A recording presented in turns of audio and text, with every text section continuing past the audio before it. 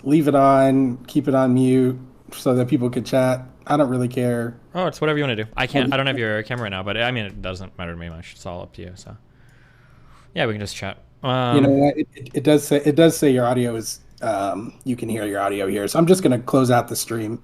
Can you just give me 1 second?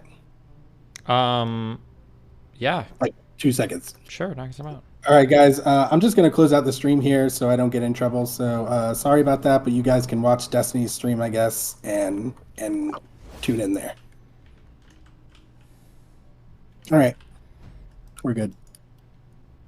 Hello, hello. Hi, What's how you up? doing? I'm doing great. How you doing? I'm doing well, thank you. Do you want to turn? If you turn your camera on for me, you'll be able to rip the whole stream and just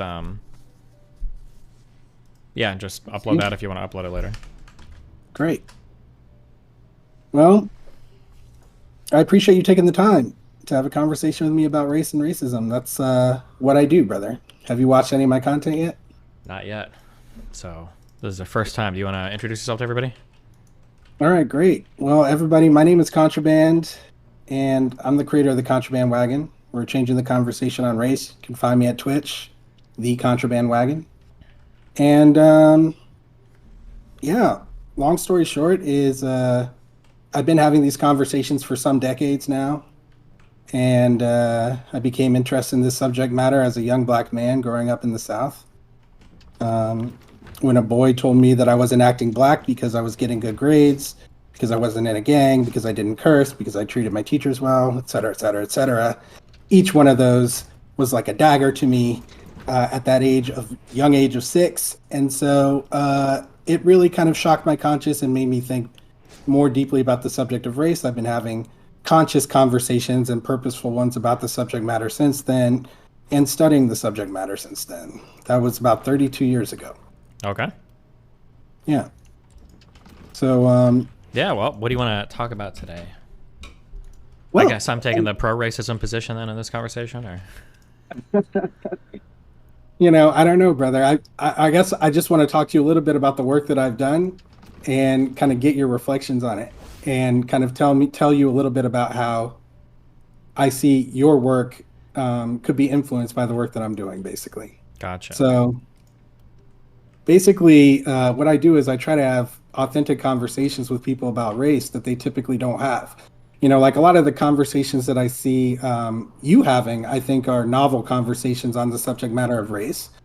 But one thing that I kind of noticed from watching them is that I didn't think a lot of them were very productive, at least in the way that I'm trying to be productive. So I kind of want to compare notes on that a little bit and try to see, what's your intention with these conversations, whether it's talking with Nazis about systemic racism or whatever, like what's your goal?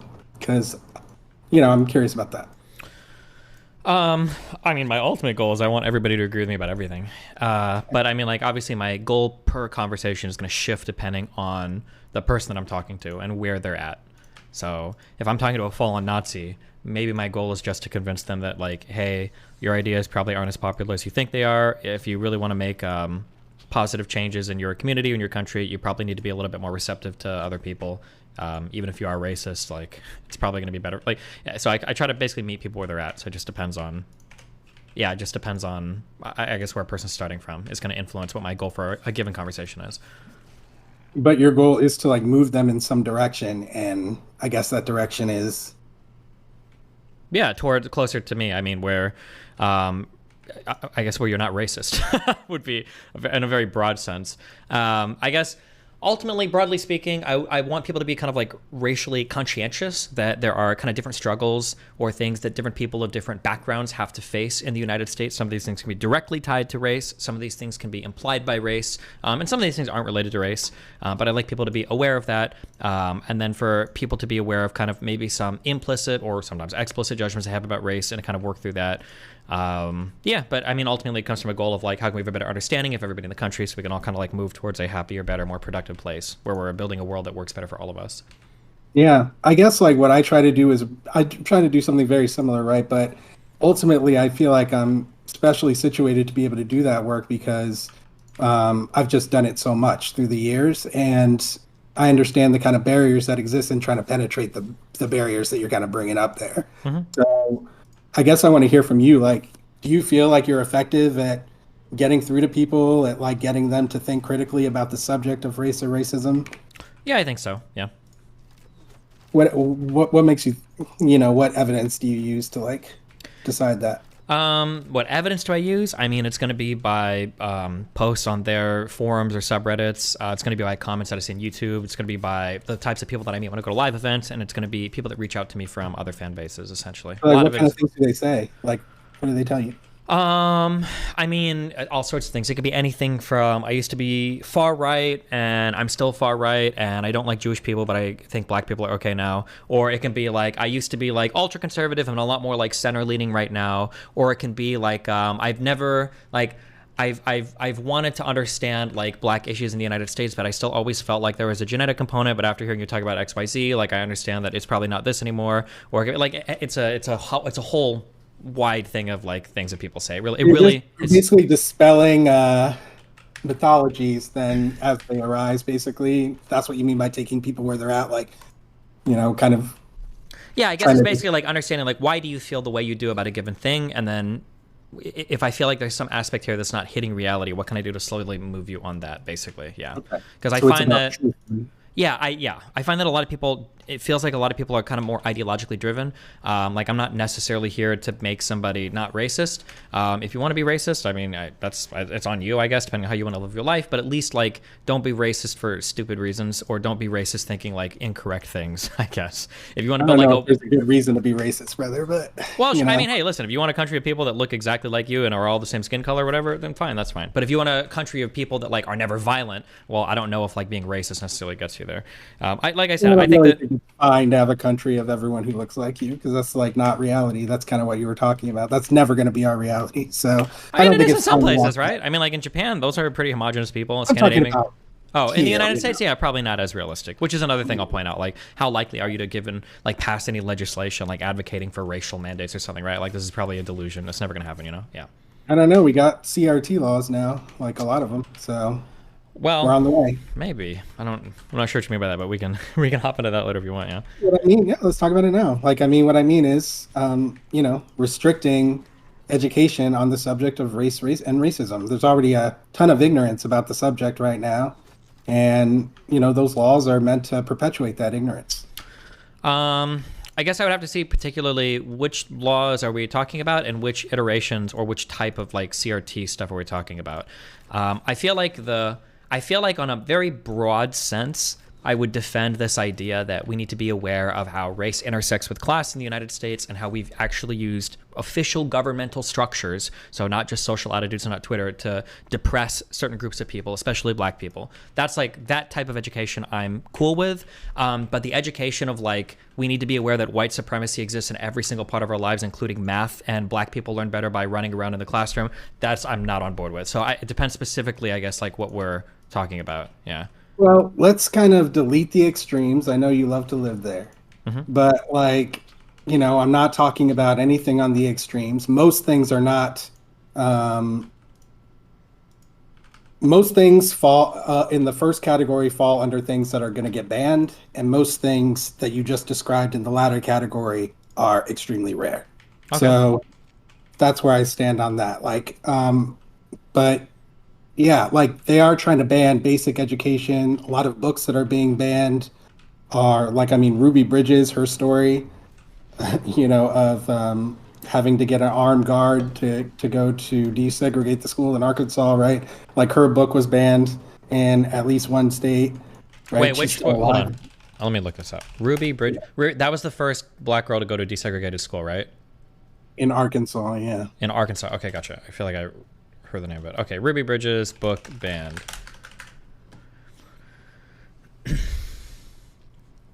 So I see a Florida school district has temporarily barred students from viewing a historical film about real-life civil rights pioneer Ruby Bridges at an elementary school after a parent filed a complaint this month. And then I see, okay, hold on. Ruby Bridges speaks out against Texas book bans at congressional hearing. Because her book was under review. Okay. I mean, that's just one example. There's a lot of them. Hmm.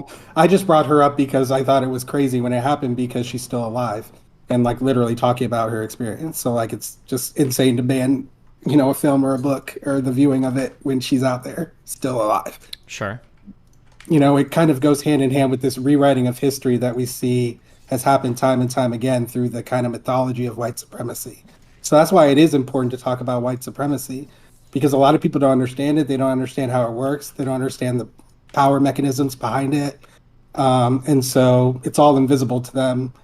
And that's problematic in our society at this time. We need people to understand what's going on, how power is moving to make whiteness continue to be centered, to continue to dominate. That's like a thing that's going on.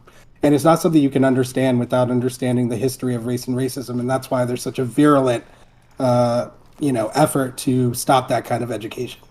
I think you can totally understand that without understanding any history whatsoever. I feel like the goal of like, I'm not denying that. Yeah, I agree. oh, okay, yeah. So, because I feel like the fixation sometimes on like any time you want to talk about a particular piece of curriculum, when people are like history of slavery, I think people's minds like kind of shut off everywhere. Where it's like, okay, well, this conversation is closed because now we're making this kind of like you said earlier about like the most extreme things ever, and No, that's not really what I meant, right? Because like slavery was extremely extreme, and that's why it has a legacy and an impact on us today. That's like the whole. yeah, That's the main I understand that. Um, but I'm just saying that like saying like because slavery and then that justifies like every single potential book or anything we want to do ever. Like I feel like it's kind of like a thought terminating thing. Like as soon as we say that, like now the conversation has gone to the most extreme length ever. Like if you disagree, it must mean you're pro slavery and you're a white supremacist. So the only thing left is to agree, which I feel like is not conducive sometimes to productive conversations on the topic. But I guess it would mean like what? Can you give me an example of when someone would shut down the conversation by saying "but slavery"? so like for instance, when we talk about like white supremacy, so one of the most famous examples that I can think of is this fucking have you ever heard of or seen like the math book, the CRT math book that is something people talk about a lot. It was I mean, basically I did hear someone mention math. I'm a math teacher, by the way, for the last almost 20 years. So but like, no, basically. gotcha. There was a book that was being pushed. It wasn't a math book, but it was like a book for teachers on a guide to like curriculum, and a lot of the verbiage in there was pretty weird. So like basically the teachings of things that like keeping schedules is white supremacy, or sitting in Yeah. class and learning in kind of boring ways is white supremacy, and that for children of color it's better to like run around a lot to learn. Like kind of like statements like these are like a little bit weird, but it feels like if you try to challenge them, people are quick to throw at you like, oh, like you don't understand the white supremacist institutions of the United States, and therefore like it's kind of way of like shutting the conversation down. So I do agree. And what I would say about that is that that's in that segment of extremes. Hmm. That like that's not what's proliferating out there. Sure. So I agree that that's extreme. I agree that it shouldn't be out there. That it's not helpful for teachers or students. I agree that people weaponize not understanding white supremacy in order to cover for their, grift or whatever it is. But, you know, I What do just you think? find I these guess things what kind of ideas do you think are important to instill?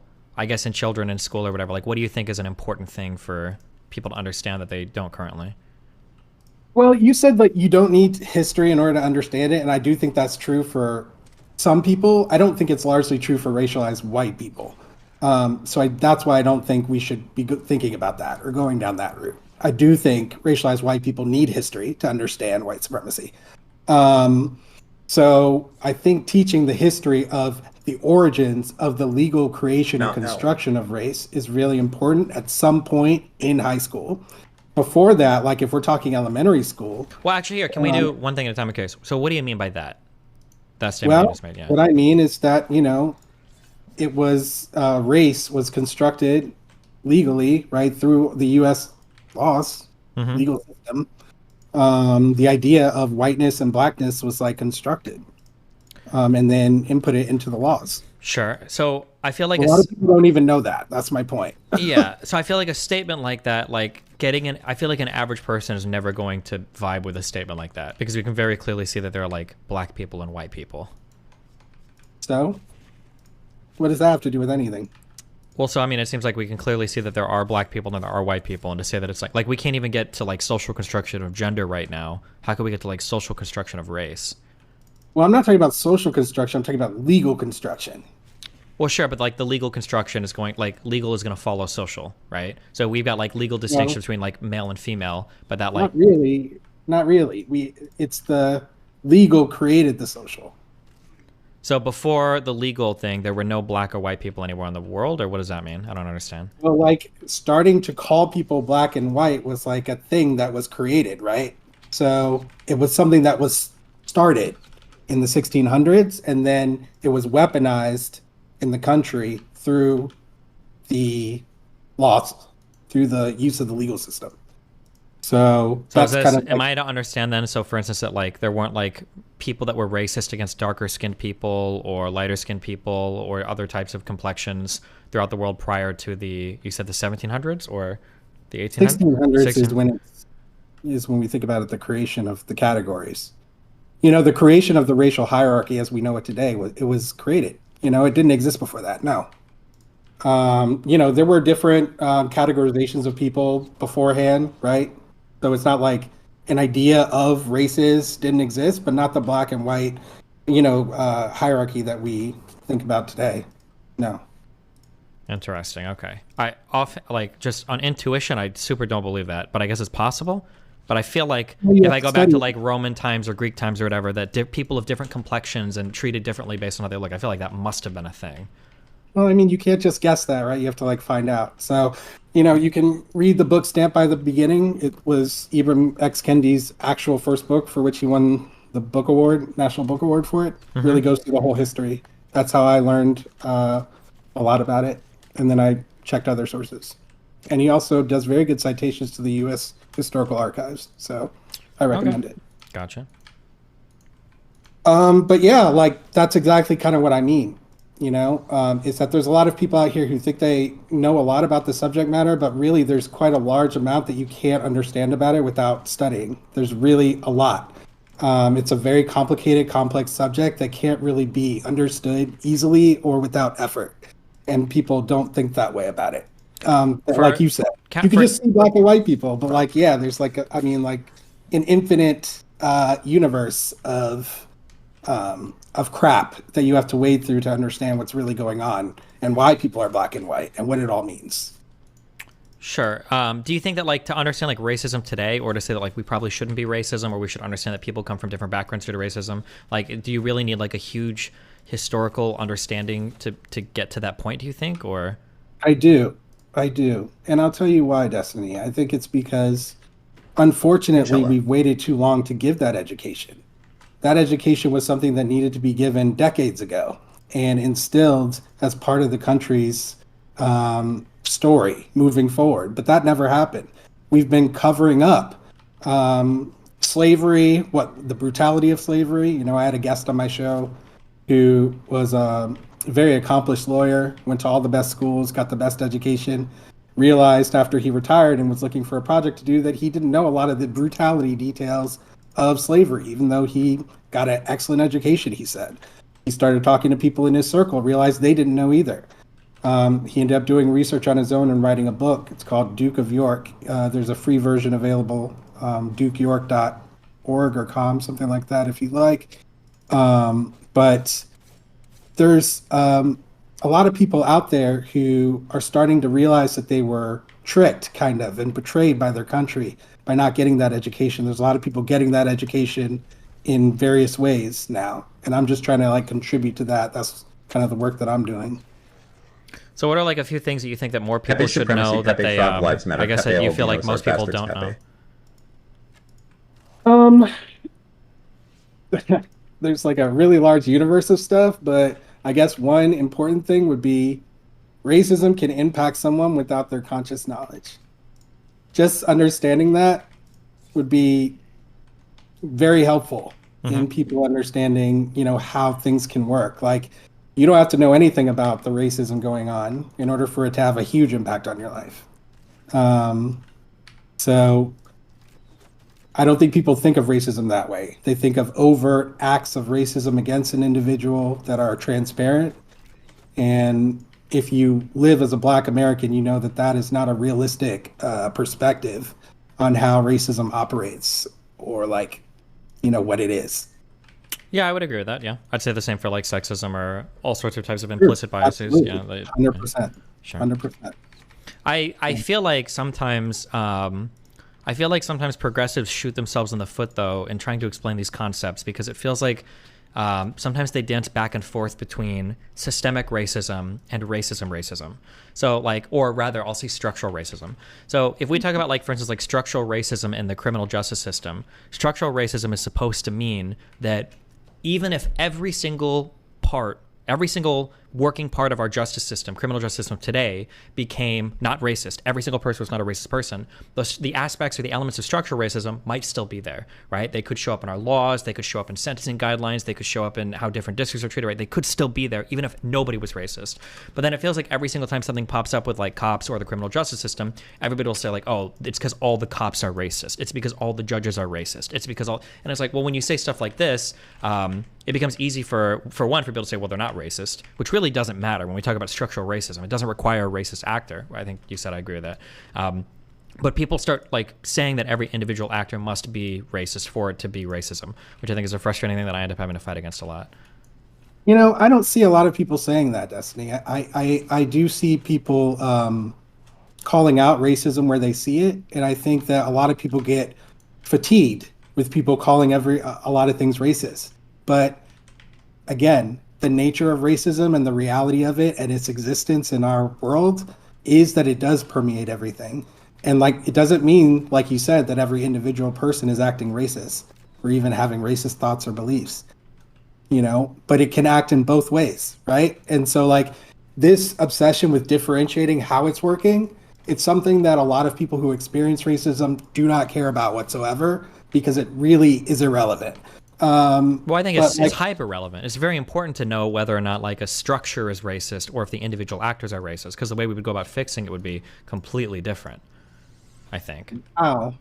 Well, like if somebody says, I don't like to hire people with the name Tyrone because I don't know, just like that's a poor sounding name, right? And I think that people with that name probably aren't good workers. It's going to be a lot different than somebody's like, I don't like to hire people called Tyrone because they're probably black and I don't like black people. Like the way that you would address both of those issues would be completely different, I think. That example is a little confusing to me. It doesn't seem to track with what you were saying. Can you overlay it for me? As in, like, if somebody says, people can have misconceptions about groups of people that don't necessarily stem from like hate. It could just be like misunderstandings or something, or people can legitimately just not like a group of people. And I think the way that you would go about addressing the problems that stem from both groups of people would be different.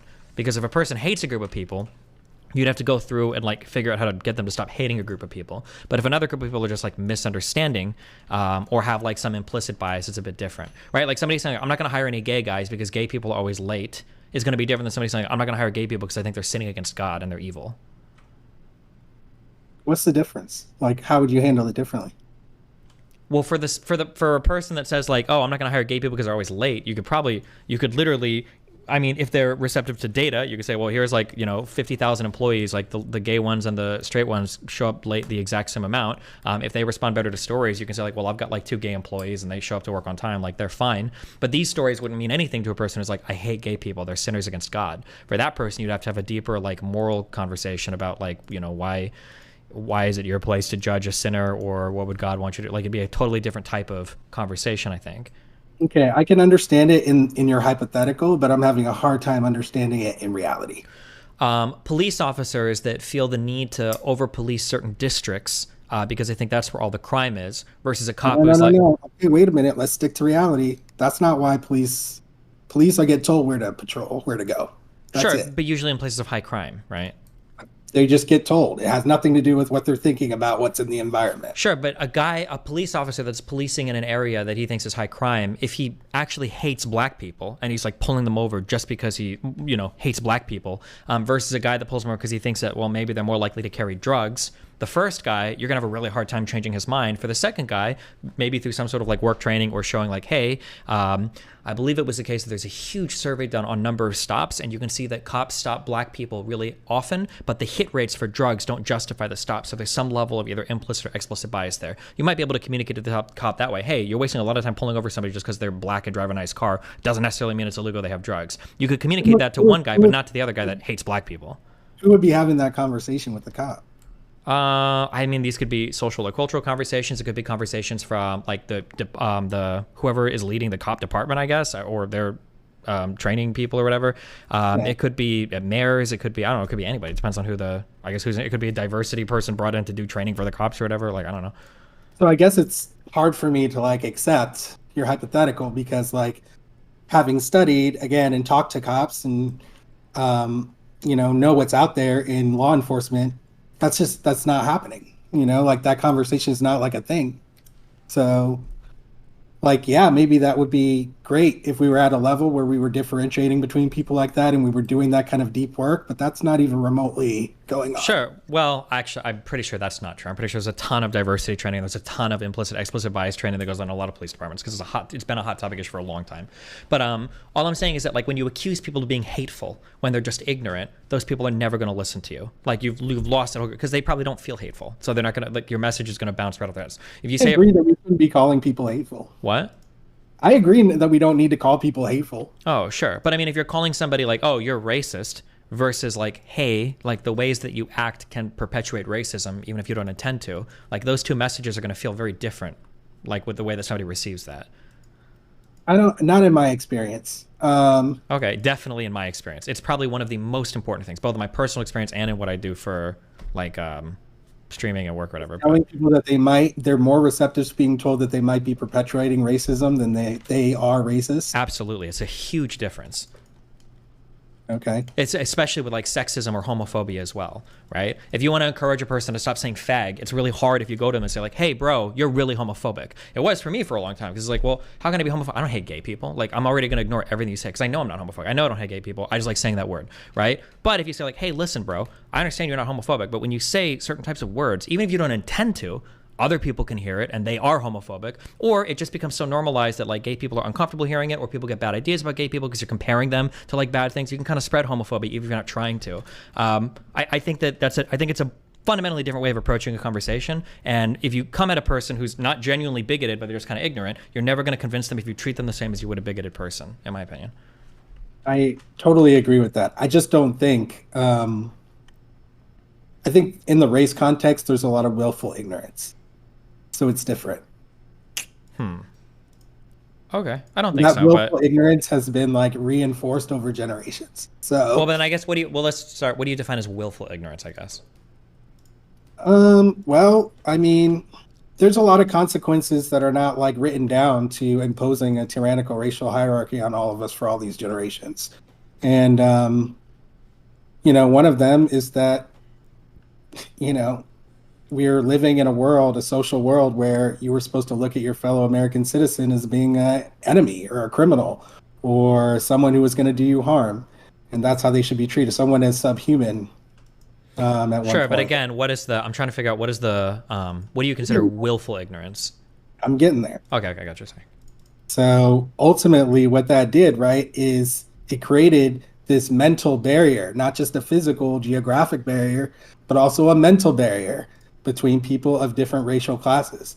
That's why Black people are not often listened to on this subject matter or thought of as authorities, even though it would make sense in any other context for the people who experience the worst consequences of something to probably know some specialized information about that thing. But like ultimately, the problem is that there's this kind of Sorry, can you repeat the question? Then I'll. Yeah, I'm just trying to. When we say willful ignorance, what does that mean? Willful means that like someone knows, they know that there is knowledge on the other side, and they're willfully choosing to not step over. Okay, yeah, I don't believe that that's most. I don't think it's most people. I think that's a pretty rare position. Sure. Well, yeah, I understand. You think that's rare, huh? I think a lot of And the, people are, well, because I agreed with everything you said before. I think that we're born a certain way, we're raised a certain way, and our social values are reinforced a certain way. But I don't think people are like, when I think of willful ignorance, I think of a guy who's got like his ears plugged and he's screaming and he buries his head in the sand and he doesn't want to hear anything because it's going to fuck his worldview up a lot. But I don't you think talk to a treating, lot of people who would fit that description, I feel like. sure, yeah, I do. But I also talk to some of the most extreme people online. Um, But even for the people online that I talk to, I feel like for a lot of people, it's not willful ignorance. They just don't have the exposure. There's some guy, it might be Daryl Davis, I don't remember. There's some guy that has this quote where it's like racism never survives first contact with another person. Does that Probably Daryl Davis. Yeah, it might probably him, yeah. But like, I feel like a lot of the ignorance people have about other groups of people usually just comes from lack of exposure. It's really hard to hate a certain group of people if you're actually like around them and you deal with them as human beings a We lot. agree with that. Yeah, I totally agree with all that. Yeah. So I feel like if a person was around them and a person was saying like, okay, well, this guy, he's hiding his power level, or I think he's actually evil, or he's like blah blah blah, I would consider that like willful ignorance. They're trying really hard. There's a lot of cognitive dissonance, and they're doing a lot of work to try to keep them, like as bad people. But I feel like most people aren't willfully ignorant. I feel like they're just ignorant. But I don't know that cognitive dissonance you're talking about, right? You run up against it because people have been taught, a false history about their country, a false history about the country's relationship to racism, and it forces you to kind of make a choice to like kill that false version of America and false idealized world that you thought you were living in or not. And a lot of people choose not to, in my experience. sure, but like even at that, like, is it willful ignorance if it's something that you've been like taught over years? That feels like something you have to the like. opportunity to make a choice at the moment when you make your choice, that's when it becomes willful. Sure, but I mean, like the choice you're making is so heavily compromised based on all of the earlier experiences you've had. It's hard to say, at least in my opinion, that someone's being like willfully ignorant. But Listen, I'm not trying to put anyone in prison, but like that's the definition of willful. Like, once you make that choice, you are being willfully ignorant. Like you may change. I'm not saying that's impossible, but like that's just what you're doing. Um, okay, that's how I see it. But yeah, there are people who I just talked to a woman who's in her second master's program for counseling, and she just at age 43 is learning about the United States deep history with racism. She's learning a lot of historical facts and stuff that she didn't know about the country, and she felt that sense of betrayal. I brought her on my live stream to talk to her about that, and one thing that she told me was we kind of drill down. One thing that I do on my show is I talk about people's evolution of race consciousness. So, like for her, she was talking to her she had a black friend, grown up black friend. She grew up inundated with racism, her uncle saying the N word and like everyone just accepting it and all this stuff. wait, where is she from? I'm so curious. Oh my gosh, you know what? Virginia. Okay. Damn, because I'm from Nebraska, and even at that, like old people racism for me was my grandma would call my young black friends, she'd call them colored. That was like racism.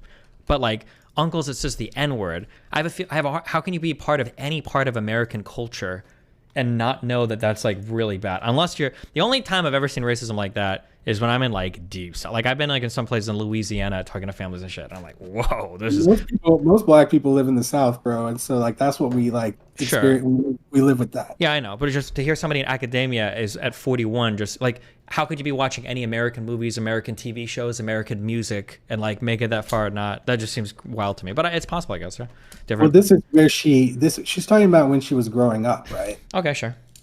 So she's growing up. She has a black friend. She's like early, I think late high school, early college years. This was the story from. So this is like 25 years ago or whatever. But it's important because it kind of displays the cognitive dissonance that exists, which is that she was talking to her black friend and they were talking about her experiences with racism. She tells her black friend, oh, like these people are racist because XYZ, giving her reasoning, right? And her thinking. An hour later, she heard herself display that exact same thinking that she was criticizing an hour earlier. And she recognized it when she heard her own voice.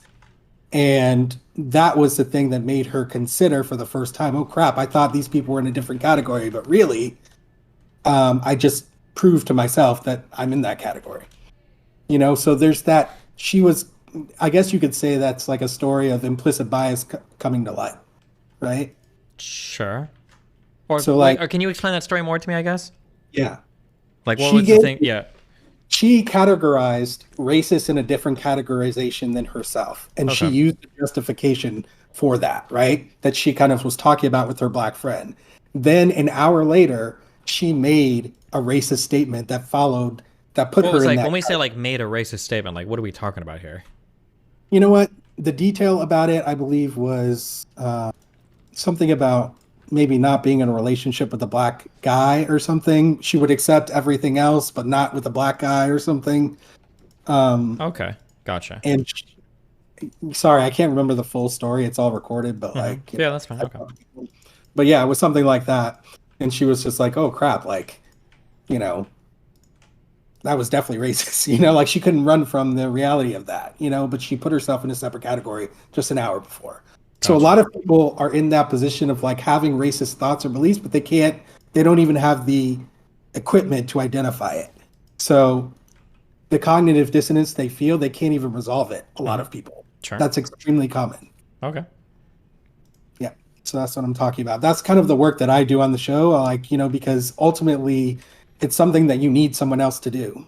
Like, and you can do it on your own if you educate yourself, if you're dedicated and, you're truly seeking the truth. But a lot of people are not doing that in this context. So I'm trying to give people a safe space to kind of explore that, do that kind of work, because I think ultimately any movement that we have that's going to try to improve race relations and reduce the toxicity in our racial environment in the United States, it's going to take that kind of unraveling on a large scale. Sure. Yeah, I think I agree. Yeah. Well, that's it. That's really it, bro. I think that